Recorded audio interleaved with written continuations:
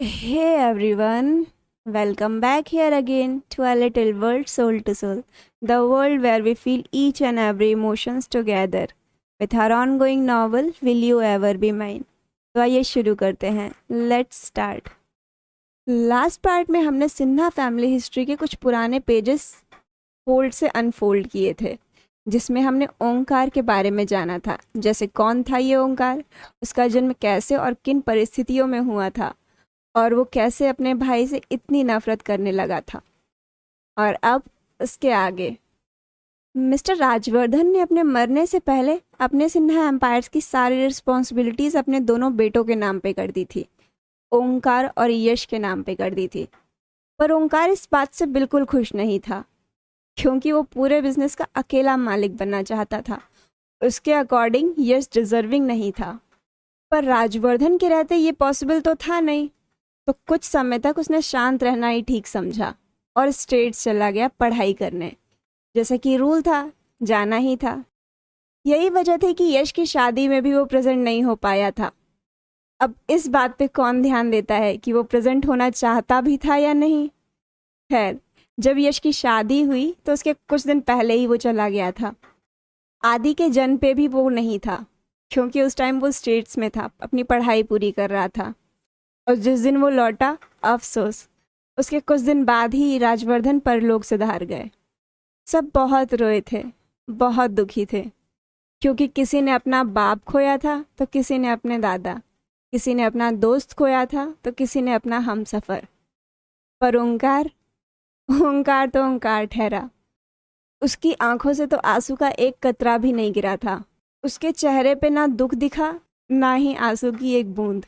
वो पूरे टाइम बस स्ट्रेट फेस लिए ही खड़ा हुआ था फ्यूनरल में, जैसे कि वो अपनी सारी भावनाएं, सारी फीलिंग्स, सारे इमोशंस पीछे कहीं दूर स्टेट्स में ही छोड़ आया है, और वो बिल्कुल इमोशनलेस हो गया है वापस आने के बाद। और वो यही सोच रहा था कि वो सैड हो भी क्यों, किसके लिए। कौन सा उसके सो कॉल्ड फादर ने उससे कभी प्यार किया। वो तो सिर्फ यश से प्यार करते थे ना, उसको अपना बेटा मानते थे, ओंकार को थोड़ी। ओंकार के पास बैठकर कभी ये तक तो पूछा नहीं कि और बताओ बेटा ओमी, आज तुम्हारा दिन कैसा गया, आज स्कूल में क्या हुआ, या फिर आज तुम्हें किसी ने परेशान तो नहीं किया। कभी हालचाल नहीं लिया, कभी कुछ नहीं पूछा, बिल्कुल इग्नोर करते रहे वो उसे।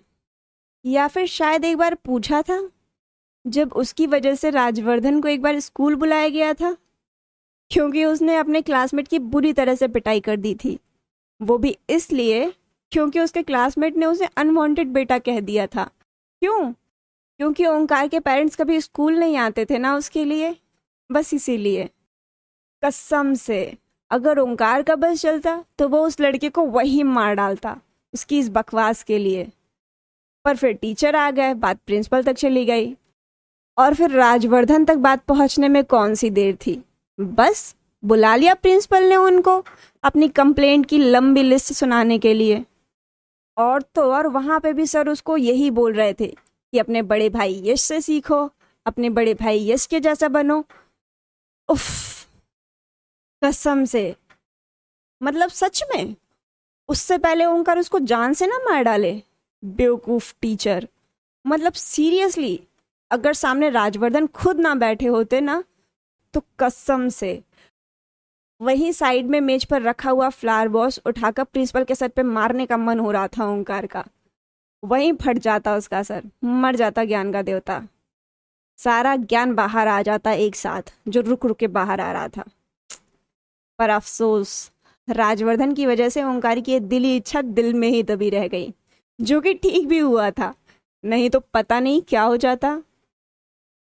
ओंकार को लगा कि आज की फाइट के बाद वो तो गया, कोई नहीं बचा सकता उसे, जो कि कहीं ना कहीं वो चाहता भी था, क्योंकि शायद यही एक वजह बन जाती कि उसके पापा उसके साथ टाइम बिता देते, उससे बात कर लेते 2 मिनट, डांट ही देते कम से कम।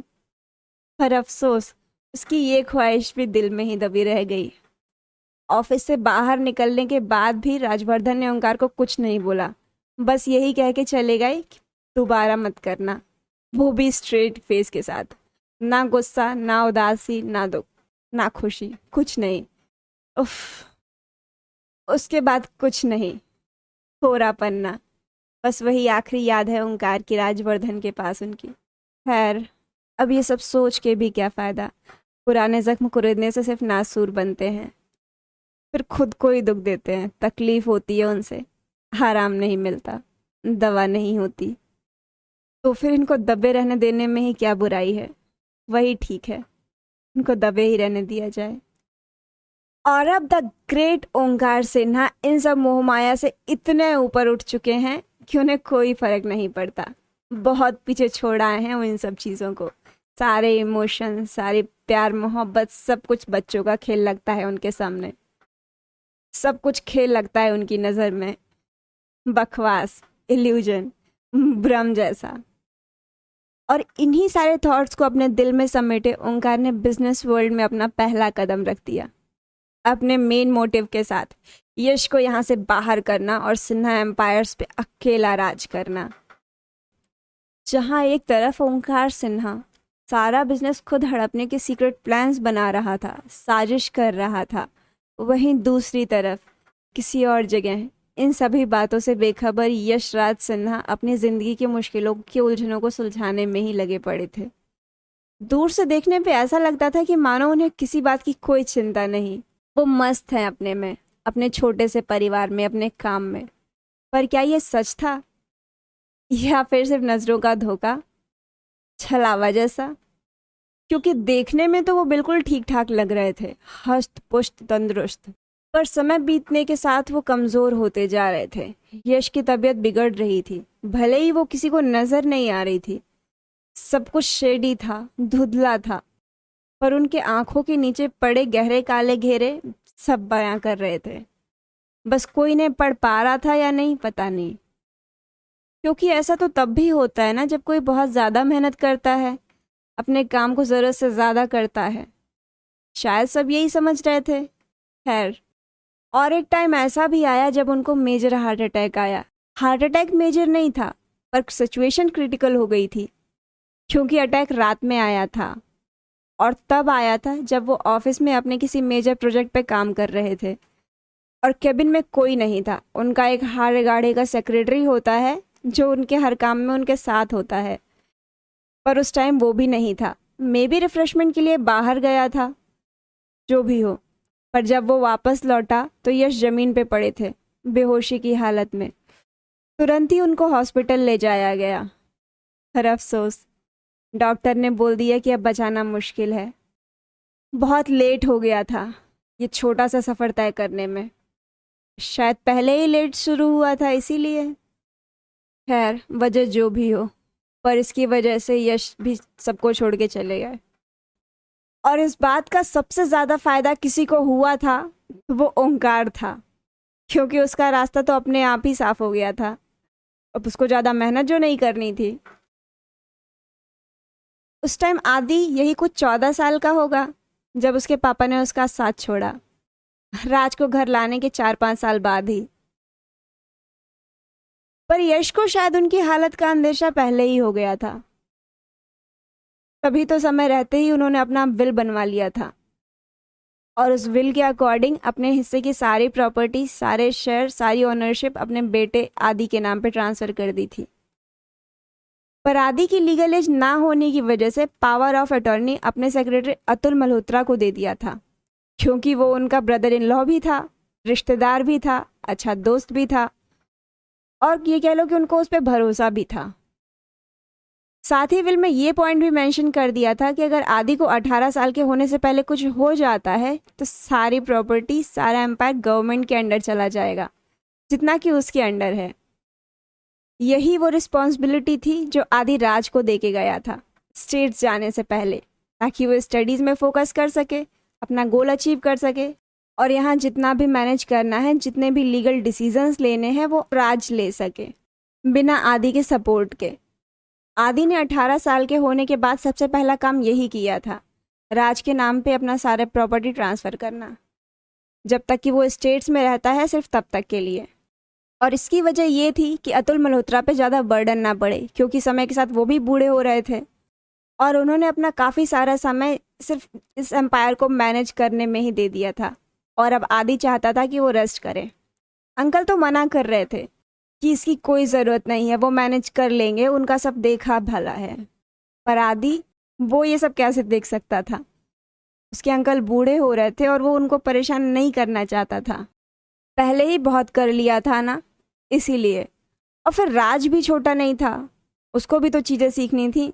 माना वो स्टेट्स नहीं जाएगा, माना उस पर वहाँ जाने का कोई प्रेशर नहीं है, पर इसका मतलब ये थोड़ी है कि वो कुछ सीखेगा नहीं, वो कुछ करेगा नहीं। उसको भी सीखना है चीज़ें, उसको भी करना है। अब वो छोटा थोड़ी है, बड़ा हो रहा है, कभी ना कभी तो उसको ये सब करना ही था। और फिर इससे अच्छा मौका कब और कहाँ मिलेगा? और वो अकेला थोड़ी है सब करने के लिए, अंकल साथ देंगे ही, हमेशा उसको गाइड करेंगे, और उसके लिए ये ज़रूरी है। यही सब कुछ वजह थी जिन्हें सोचते हुए आदि ने ये स्टेप उठाया था। खैर, पर आदि को एक बात का डर भी था, उस ओंकार का, क्योंकि उसको कहीं ना कहीं ये डाउट था कि उसके पापा की डेथ की वजह कहीं ना कहीं ओंकार है, इसमें कहीं ना कहीं ओंकार का हाथ है। बस अभी सही एविडेंस ना होने की वजह से वो बचा हुआ है, और ये सब हो ना हो बस इस प्रॉपर्टी के लिए किया है उन्होंने। खैर, और अब राज को यहाँ अकेले छोड़कर जाना, जब कि ओंकार भी यही है, थोड़ा डरने की बात है। पर कोई नहीं, उसको एक बात का सुकून भी है, अतुल अंकल हैं अभी, वो संभाल लेंगे, राज ठीक रहेगा। उसको उसके अतुल अंकल ने पहले ही वार्न कर दिया था कि ओंकार सिन्हा प्रॉब्लम क्रिएट कर सकता है, और शायद करेगा भी, इसीलिए वो राज को दूर रखना चाहते थे इस बात से। अंकल को तो इस बात का भी डर था कि आदि राज को ये सब दे तो रहा है, पर कहीं राज ओंकार के सामने छोटा पड़ गया तो, कहीं ओंकार ने उसको अपनी बातों में फंसा लिया तो, क्योंकि ओंकार कुछ भी कर सकता है, किसी भी हद तक गिर सकता है। और आदि की तरह राज भी तो छोटा ही है ना, उसको भी बिजनेस की कोई समझ नहीं है, वो भी नादान ही है। पर आदि को राज पे पूरा भरोसा था, तो उसने अंकल को अपनी बात पे एग्री करा ही लिया। पर अनफॉर्चुनेटली अंकल सही थे, हुआ भी कुछ वैसा ही जैसा उन्होंने सोचा था। आदि के वापस आने से 1 साल पहले की बात थी। बिजनेस में लॉसेस होने लगे थे। बेचारा राज सब मैनेज करने की कोशिश कर तो रहा था, पर नया था ना फील्ड में, कुछ कर नहीं पा रहा था, और उसके लिए सब मुश्किल हो रहा था। और अचानक एक दिन अंकल का भी एक्सीडेंट हो गया, जिसकी वजह से अंकल को हॉस्पिटल में एडमिट करना पड़ा। सीवियर एक्सीडेंट था, काफ़ी लंबा ऑपरेशन चला, उससे उनकी जान तो बच गई, पर वो टेम्परेरी कोमा में चले गए, और राज एकदम अकेला हो गया। उस पॉइंट पे ओंकार को वो मौका मिला जो उसे चाहिए था, एंड उसने अपना पासा चल दिया, जिससे राज का बचना ऑलमोस्ट इम्पॉसिबल था।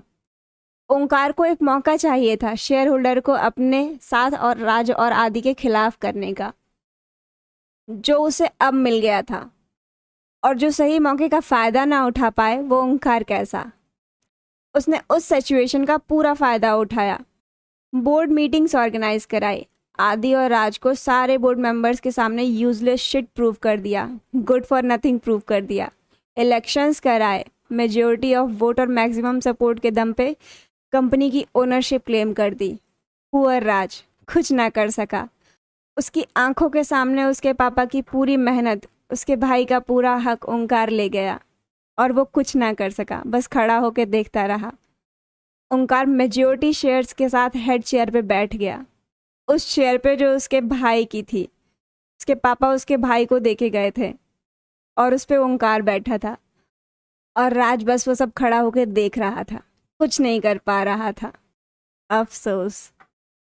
तो आज का पार्ट यहीं स्टॉप करते हैं। अब ये सवाल आप सबके लिए, ओंकार ने इस मौके का फ़ायदा उठा तो लिया, राज को अपने सामने झुका तो दिया, पर अब राज क्या करेगा? क्या ऑप्शन है उसके पास? क्या वो हार मान लेगा या फिर फाइट बैक करेगा? और अगर फाइट बैक करेगा तो कैसे करेगा? क्या वो आदि को बता देगा सब कुछ, या फिर खुद ही डील करेगा? और अगर आदि को बता देगा तो फिर आदि क्या करेगा? क्या वो अपनी पढ़ाई छोड़ के वापस आ जाएगा, या फिर सब छोड़ के बस वहीं रहेगा, अपनी स्टडीज़ को कंप्लीट करेगा पहले? बहुत सारे क्वेश्चंस है, और इन सब का आंसर अब आप हमें दीजिए कमेंट सेक्शन में, और देखते हैं कौन कितना क्लोज पहुंच पाता है। तब तक के लिए आप सब आज का पार्ट एंजॉय करिए, और अपने व्यूज़ कमेंट सेक्शन में शेयर ज़रूर करिए। तब तक के लिए thank you, stay safe, stay tune and follow for more. Please please please मेरा चैनल सब्सक्राइब कर दीजिए और शेयर भी कर दीजिए, मुझे मोटिवेशन की बहुत ज़रूरत है और मुझे अच्छा लगेगा अगर आप ऐसा करेंगे तो। तब तक के लिए बाय, थैंक यू, मिलते हैं नेक्स्ट पार्ट में।